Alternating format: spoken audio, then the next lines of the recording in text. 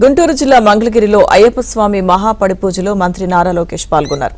మంగళగిరి శ్రీ లక్ష్మీ నరసింహస్వామి ఆలయ ప్రాంగణంలో శ్రీ మధు నంబూద్రి గురుస్వామి ఆధ్వర్యంలో స్వామివారికి ప్రత్యేక పూజ అభిషేకాలు చేశారు. మహాపడిపూజ కార్యక్రమాన్ని ఆద్యంతం ఆసక్తిగా మంత్రి నారా లోకేష్ తిలకించారు. ఈ కార్యక్రమంలో అయ్యప్ప స్వాములు, శివస్వాములు, భవానీలతో పాటు పెద్ద ఎత్తున భక్తులు, కూటమి నేతలు పాల్గొన్నారు.